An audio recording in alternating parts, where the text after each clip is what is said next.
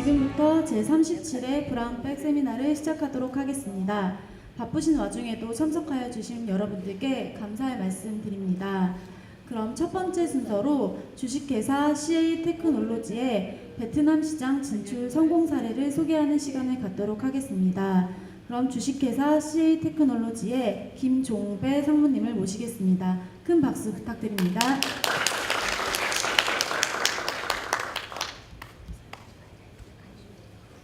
반갑습니다. 저는 CA 테크놀로지의 마케팅을 총괄하고 있는 김종배 상무입니다. 주어진 시간이 10분이기 때문에 최대한 빠르게 진행을 하겠습니다. 우선 베트남 시장에 저희가 어떻게 성공적으로 진출을 했고 또 앞으로 어떤 포텐셜을 가지고 사업을 하고 있는지에 초점을 맞춰서 설명을 드리겠습니다.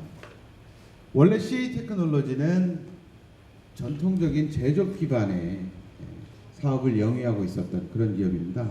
보시는 것처럼 삼성전자와 그리고 LG전자의 휴대폰, 스마트폰에 들어가는 보호 필름을 만드는 회사로 출발을 해서 작년까지도 매년 약 18억에서 20억까지 매출을 하고 있었던 그런 회사입니다. 3년 전부터 IT 기업으로의 전환을 꿈꾸던 저희 사장님께서 첫 번째 만들었던 제품이 엘리베이터의 범죄 예방을 추진하는 그런 제품이었는데, 이 제품을 저는 이제 작년 10월 달에 CA 테크놀로지에 합류를 했는데 와서 보니 전혀 아무런 시장에 대한 전략이 없이 제품이 만들어지고 그 제품을 어거지로 팔려고 하는 그런 상황이었습니다. 그래서 과감하게 무엇부터 만들어야 할까 하고 생각을 할 때 첫 번째 시도했던 것이 세그멘테이션, 시장에 대한 분석, 그리고 거기에 따른 브랜드를 만들고 회사의 방향을 잡는 것이었습니다. 지금 저희가 가지고 있었던 첫 번째 있었던 제품, 방금 전에 보셨던 이 제품이 이러한 아이덴티티로 브랜드를 바꿨죠. 그리고 IoT 쪽에 무엇인가를 해야 되겠다라는 것 때문에 사물인터넷 관련된 브랜드도 만들었습니다. 그리고 마지막으로 저희가 가지고 있었던 터치 필름을 만들던 기술을 응용해서 상품화를 시켜보자 해서 만든 것이 55인치급 이상의 멀티 터치 스크린 솔루션을 상품화하기로 결정을 했습니다. 요게 만들어지기가 불과 올 초에 만들어졌으니까요. 1월 달에 다 정리가 된 거라고 보시면 될 것 같습니다.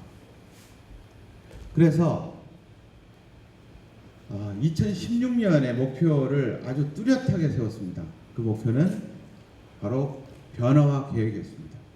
그리고 그 전에 CA 테크놀로지의 사명에 들어가 있는 의미를 과감히 또 바꿨습니다. A가 여러분 보시는 것처럼 적정이라는 단어를 써서 CA 테크놀로지, 창조와 적정 기술을 추진하는 글로벌 컴퍼니로 가보자 라는 게 이제 올 초의 목표가 되겠습니다.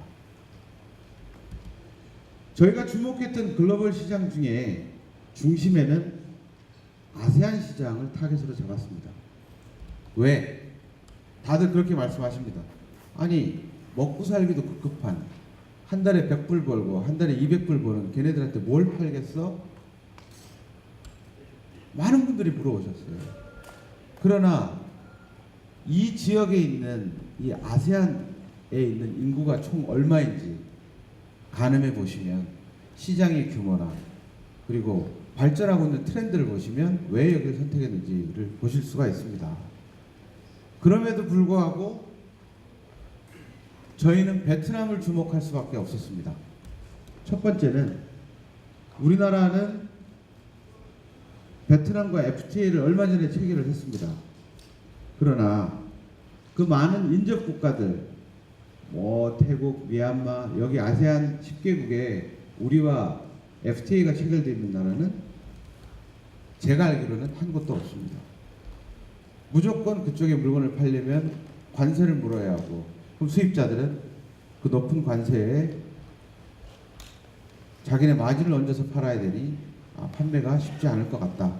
그래서 베트남을 교두보로 삼아서 지리적 위치로 보시면 베트남 역시 아세안 국가의 중심에 있습니다. 우리와 프리 트레이딩 어그리먼트도 체결이 되어 있고, 그래서 베트남 시장을 선택하게 됐습니다.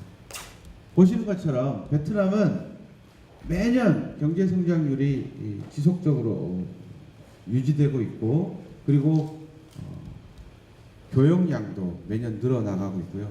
가장 중요한 건 베트남은 굉장히 젊은 나라입니다. 전쟁의 상처를 딛고 평균 연령이 30대, 30대 이하 인구가 전체 67%를 차지하고 있습니다. 그리고 이들은 내부적으로 국가에서도 장려하고 있지만, 첫 번째 베트남 사람들이 재산 목록 1호가 오토바이입니다. 저희는 이 오토바이 시장에 주목을 했고요. 오토바이가 베트남에 약 5,500만 대 정도 깔려 있습니다. 아세아 시장, 인도와 중국까지 포함하면 약 4억 2천만 대 오토바이가 운행되고 있습니다.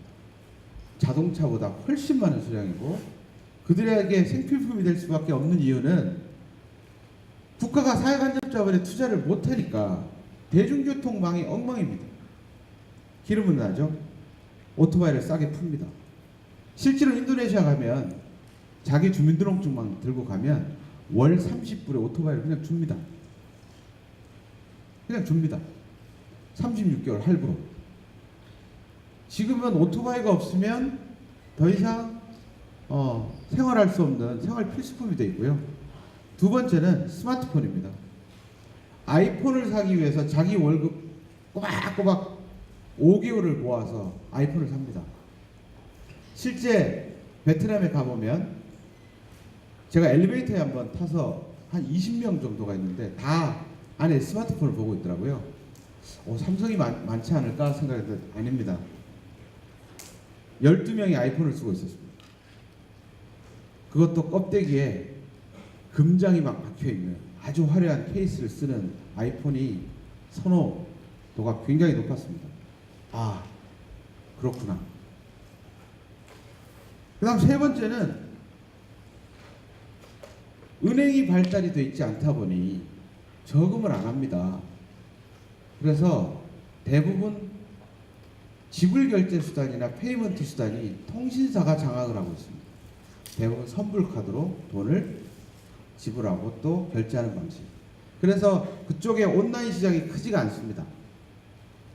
잘못 판단하면 우리가 준비하고 있는 여러 가지 서비스나 프로덕트들을 온라인에 팔려고 하는데 잘 안 됩니다. 그들은 온라인에서 확인하고 오프라인 가서 흥정해서 물건을 삽니다. 잘 보셔야 돼요. 제가 나왔네요. 약 4억 2천만 대. 1차 타겟은 베트남. 그리고 두 번째 타겟은 이제 저희는 태국으로 잡았습니다. 올 11월 달에 태국 진출을 할 예정입니다. 기존에 있었던 제품이 없었느냐? 있습니다. 저는 단언컨대 블루오션은 없다고 생각합니다. 레드오션 안에서 경쟁력을 가질 수 있으면 곧 그것이 블루오션이다 라고 생각하고 있고요. 보시는 것처럼 이거는 베트남의 1위 사업자, 약 6천만의 가입자를 갖고 있는 우리나라 SKT 같은 비에텔이라는 회사의 오토바이 추적 장치입니다. 잘 보십시오. 본체 따로 있고 연결하는 케이블, 경광등 등등등, 이것뿐만 아니고 들어가 있는 액세서리가 어마어마합니다. 설치가 굉장히 힘듭니다. 심지어 오토바이에 저 충격 장치 달려고 하다가 오토바이가 전소되는 사건도 일어나기도 합니다. 네. 저희는 어떻게 차별화 포인트를 가질 것인가에 주목을 했고, 바로 배터리에 이 모든 것들을 집어넣습니다. 배터리 위에 커버에 통신 모듈이 들어가 있는 저희 PCB가 들어가고 안테나나 모든 것을 안에다 집적해서 집어넣습니다. 그런데 얘가 판매 가격이 얼마냐? 65,000원 정도에 팝니다. 65,000원. 우리나라 같으면 최소한 10만 원 이상 받아야 되는 가격인데 65,000원에 팝니다. 그런데 오토바이가 5,500만 대 있습니다. 저희의 목표는 5% 목표를 잡고 접근을 했는데 통 크게 저희 파트너가 무려 100만 대 오다를 주셨습니다. 저희 납품가가 얼마일 것 같습니까? 35불입니다. 불가능한 가격입니다. 그러나 100만 대 오다를 받고 나니 저희 거래처들이 단가를 낮추기 시작했습니다. 충분한 마진을 받고 있습니다. 이게 이제 전체적인 구조도입니다. 실제 오토바이에 장착되는 배터리에 심카드만 꽂으면 자연스럽게 본인이 가지고 있는 스마트폰이나 웹에서 모니터링 할 수 있는 그런 기술이 되겠습니다. 저희가 처음에 이 제품을 만들어서 막막했죠. 어떻게 팔아야 할까? 이건 반드시 통신사업자하고 연계를 해야 되는데, 근데 마침 저희와 뜻을 같이 한 파트너를 만나게 됐는데 그분께서 올 1월 29일 날 주장한 기술을 여기다 그대로 적습니다. 저한테 말씀하셨습니다. 기술, 대만, 일본, 한국, 그리고 자기는 현지화에 대한 플랫폼을 공동으로 구축하고 마지막으로 제일 중요한 팩터, 이거 여러분 정말 기억을 해주셔야 되는 부분이 그들의 문화와 그들의 습관에 따른 유저 인터페이스와 유저 익스피리언스가 접목되지 않으면 팔 수가 없다라는 게 결론입니다. 당연히 현지화에 중요한 SI 파트너들하고 손을 잡을 수밖에 없죠. 저희 손 잡았습니다. 이 모델은 요 한 장으로 제가 오더를 받아냈다고 보셔도 돼요. 저희의 포지션입니다. CA 테크놀로지는 요 회사고요. 저희가 계약한 GNC 그룹이 바로 이쪽입니다. 통신사업자, 지금 모비폰, 비에텔, 비나폰까지, VNPT까지 지금 저희 제품에 관심을 두고 필드 테스트를 같이 하자고 요청이 들어와 있는 상태입니다. 저는 일요일 날 밤 비행기를 타고 베트남으로 가서 다음 주 월요일부터 열흘 동안 필드 테스트를 합니다.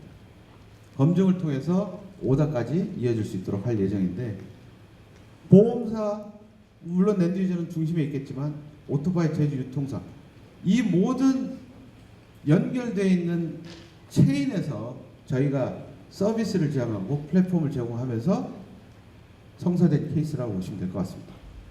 바로 이게 4월이 5월인가 좀 기억 잘 안 나는데, 예, 5월이군요. 5월달에 현지에 가서 계약한 계약서가 되겠습니다. 저도 보여드립니다. 감사합니다.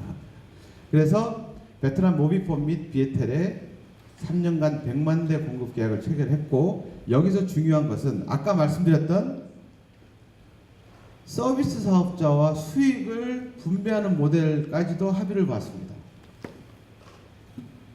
하드웨어대로 3,500만 원어치 납품을 하고 매달 발생하는 수익, 서비스 피에서 일부분을 저희가 쉐어하는 방식입니다. 모비폰은 소비자에게 이 제품을 공짜로 주기로 했습니다. 마치 우리 옛날에 휴대폰 팔 때와 같은 구조죠. 그래야 롱텀 비즈니스가 가능하고, 그래야 저희가 새로운 제품도 계속 추가적으로 납품할 수 있는 기회가 생긴다고 봅니다. 네. 그리고 5월 말에 들어오셔가지고 실제 저희랑 MOA에 이은 세일즈 컨트랙까지 체결을 했습니다. 이분이 이제 줄리아 회장님이라는 분이고요. 저와는 카톡 친구입니다.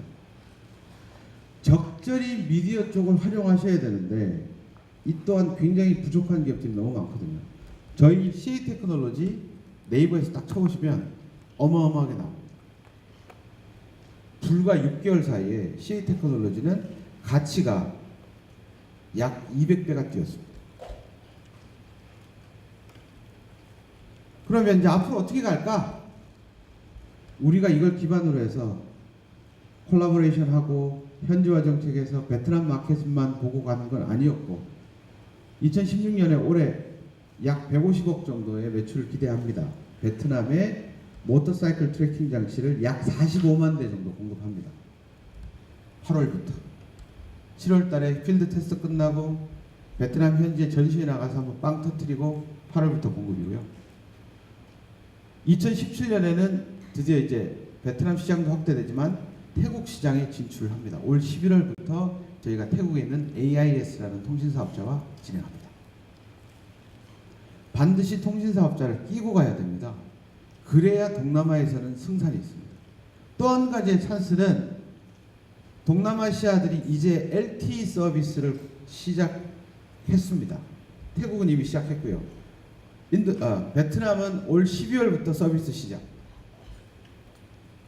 인접 국가들이 이제 LTE를 슬슬 이제 서비스하기 시작합니다. 많은 것이 바뀔 겁니다. 동남아들 돈이 없기 때문에 유선 라인 못 갑니다. 광 많이 못 갑니다. 그래서 무선으로 LTE의 높은 스피드를 받아서 다시 유선화시키는 작업이, 그래서 CPE라고 하는 장비가 어마어마하게 들을 것 같습니다. 저희는 내년에 CPE 장비 공급도 준비하고 있습니다.